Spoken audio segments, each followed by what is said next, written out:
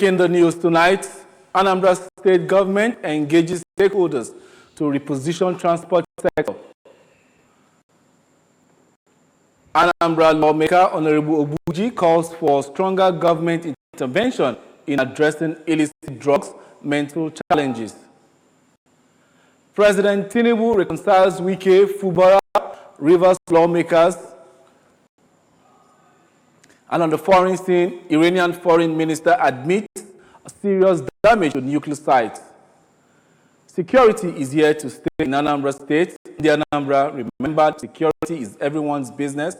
And for us to have a more livable, secure environment, let us join forces with the government in securing our state. If you see something, say something, report unscrupulous elements to the security operatives for a better security of lives and property.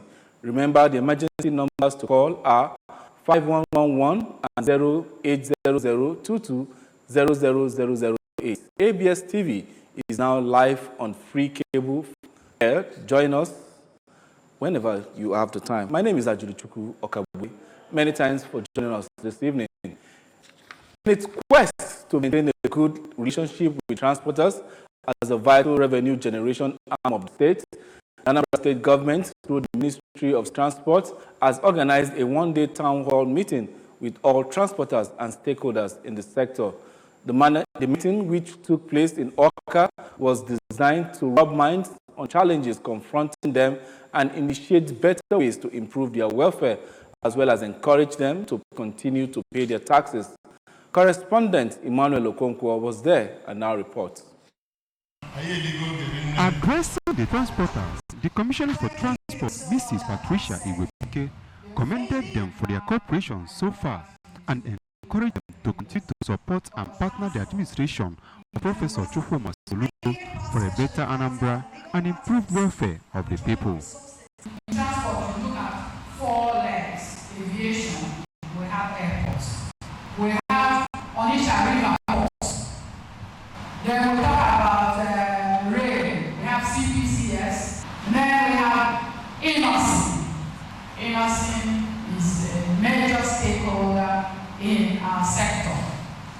On his part, the Permanent Secretary, Ministry of Transport, Engineer Michael Obiokwe, who acknowledged that the transporters are drivers of the state's economy, said that the meeting was to keep the transporters abreast with the policy thrust, plans and business-friendly initiatives of the Ministry of Transport that, when rightly implemented, will build a more trusted, efficient and sustainable transport system in Anambra State.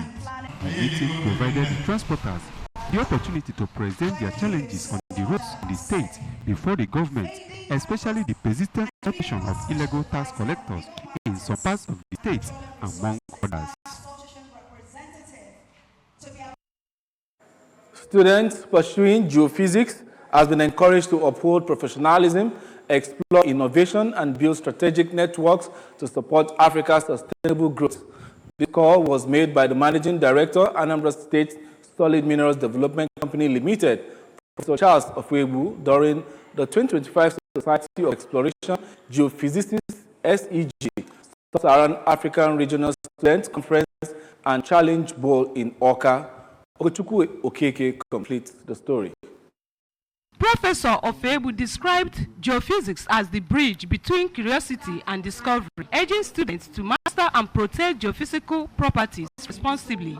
This conference, as small as it may sound, will expose you to solving real-world challenges, innovative ideas, and aligning with the SEC's mission of advancing geophysics. Other speakers, including Dr. Rita Orajinka, Chief Exploration Geophysicist, Anambra Petroleum and Energy Resources Limited, and Professor Bernard Odu, an applied geophysics expert represented by Professor Chigozie Onyejiaku, emphasized the role of geosciences in realizing Africa's Agenda 2063 goals. Pushing your own limits and learning how challenging and exciting the real world of geoscience and engineering actually works. Every challenge we face here today is a step towards that professional you are destined to become. Program chairperson Mary Ekenedilichukwu Jiro said the event aimed to connect young talents with professionals to bridge experience gaps and inspire Africa's next generation of geoscientists. The conference concluded with a high level of panel discussion and presentation of regional awards to outstanding students and professionals. In Oka, Ogochukwu Okeke reporting for ABS News. The growing number of drug-dependent individuals undergoing rehabilitation at the Drug Rehabilitation Center in Agulu, Anocha local government area, has brought to the fore the urgent need for strong government presence, support, and intervention in addressing substance abuse and mental health challenges in the state. The facility is currently housing over 600 persons, many of which are victims of drug addiction and trauma. It was against this backdrop that the member representing Anocha constituency, one in the Anambra State House of Assembly, Honorable Nkechi Ogbuefi, paid a visit to the center as part of activities marking the International Day Against Drug Abuse and Illicit Trafficking observed globally in June. Government House correspondent Emmanuel Chibata filed this report.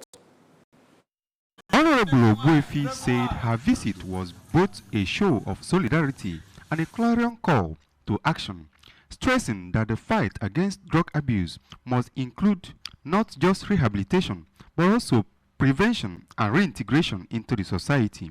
Most of the crimes happening in the society, the result of drug use. So if they are able to fight these drug menace, I believe it will go a long way in curbing crime rate in Anambra State and beyond. The manager of the facility, Mr. Chukwudinaka Akataka, thanked the lawmaker for the visit and called for government intervention, revealing that the center operates with limited funds while urging youths to be free from drugs. Drug I 500 or more than the worst. Honorable Nkechi Ogbuefi. I'm making Chineke this year. We're not Chineke na nyeliaka. No more choro na lo. When you put more dress, oge jinwe ngota. The victims, who unanimously prayed and thanked Honorable Ogbuefi, promised not to endanger their lives by any drug substance.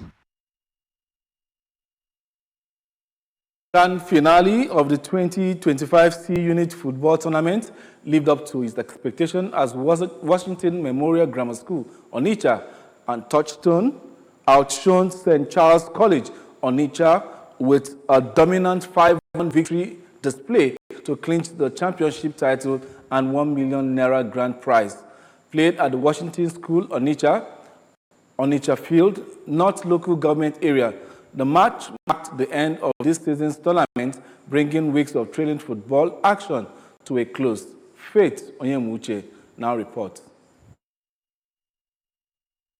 In their separate interviews with ABS, the host of the tournament, Messieurs Onyedikachi and Onyebuchike, also known as C-Unit, said they were impressed with the tournament from the group stages to the final. They congratulated every player, coaches, officials, game masters, school authorities, and host communities for their active roles in making the tournament a success.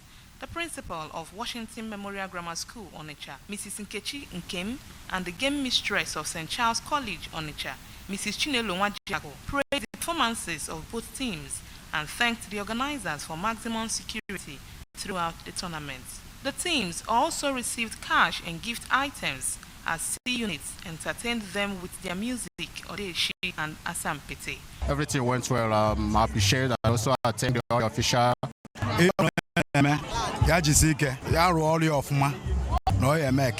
I'm impressed. I've not made out time to watch other balls play, other football. But today I said I was going to be here to see things myself, and honestly speaking, it's great. From Onitsha, Faith Onyemuche, News. Abuja is playing host to a groundbreaking event this week, the very first International Civil Service Conference, where public sector reforms take center stage, with Nigeria leading the conversation. From Eagle Square, it's more than just policy papers and handshake. It's a global call to transform the civil service for the 21st century. Correspondent Ekwi Ajide was there and now reports. Civil servants from across ministries and agencies gathered to explore how innovation, data and digital tools can sweep away red tape and put citizens first. In her speech at the 3-day summit, the head of service, Didi Esther Walson-Jack, highlighted the urgency of improving productivity and service delivery in today's rapidly changing world. It will highlight progress made in performance management, digitalization, leadership development, and institutional strengthening, while mapping a path for what must follow. Speakers like governance expert Joe Abba and Galazi Backbones Shegu Olulade re-echoed those sentiments, calling for a culture shift that rewards performance and empowers civil servants to drive the change people desperately need. With its bold theme, Rejuvenate, Innovate, Accelerate, this summit could well mark a turning point as stakeholders push for action beyond the conference halls. That the civil service need to be put to productive purpose. If they continue to see civil servants as an inconvenient nuisance, then they pay them as badly as they pay them now. In Abuja, Princess Ekwi Ajide reporting. Still to come on the news tonight, President Tinubu reconciles Wike, Afubara, and lawmakers. And on the foreign scene, Iranian foreign minister admits serious damage to nuclear sites. The news returns shortly after this break.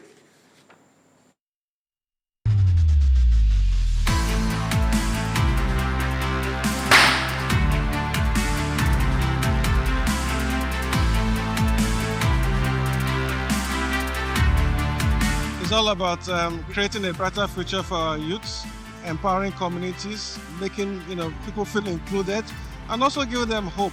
And that we've been doing through sports events like Champs. This is season 3 that we've been sponsoring. I think the most profound thing that matters to this brand is we stand for progress of Nigerians. What MTN are doing clearly speaks and aligns to the vision that we generally have at the Sports Commission and even the President of the country, that we have to give a platform for our youth to have a roadmap to the greatness.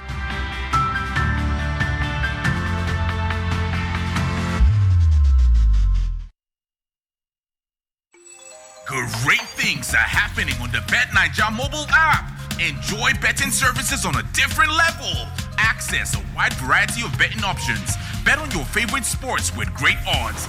Win big with our mobile games. Get great bonuses and promos and start winning. Withdraw your winnings with zero stress. Download the BetNaija app from the Apple App Store and Google Play Store today. BetNaija, more than a bet.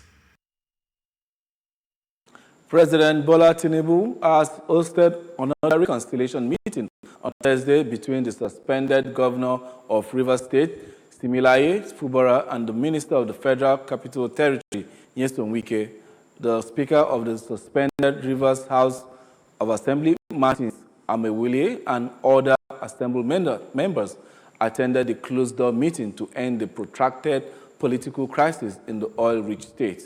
The Minister of the Federal Capital Territory and former Rivers State Governor, Nyesom Wike, confirmed that the political rift between him and Governor Similaye Fubara has been resolved following a peace meeting brokered by President Bola Tinubu in Abuja. Speaking to journalists after the closed-door meeting at the Presidential Villa, Abuja, Wike said both camps have reached a final agreement to end the hostilities and work in unity. He acknowledged that the crisis had lingered for months, but described the Thursday agreement as conclusive. It could be recalled that President Tinubu declared an emergency rule in Rivers on 18th March and suspended Governor Fubara, his deputy, and all the Assembly members for 6 months after his previous efforts to broker peace between Fubara and Wike. Over to our foreign news. Iran's Foreign Minister Abbas Araghchi has admitted that excessive and serious damage has been done to the country's nuclear sites in recent U.S. and Israeli bombings. Abbas told newsmen that an assessment of the assessment carried out by the Atomic Energy Organization of Iran. But just hours earlier, Iran's supreme leader, Ayatollah Ali Khamenei, said that the strikes did not disrupt the country's nuclear program. Khamenei, who responded to U.S. President Donald Trump's assertion that the bombs had totally obliterated 3 nuclear sites, the foreign minister also said there were no plans to resume nuclear talks with the U.S. Meanwhile, Iran has cancelled a scheduled 6th round of talks with Israel when Israel began its attacks. Over to our sports news. Taiwo Awoniyi has signed a new 3-year contract extension with Nottingham Forest, keeping the Nigerian striker at the City ground until 2028. The 26-year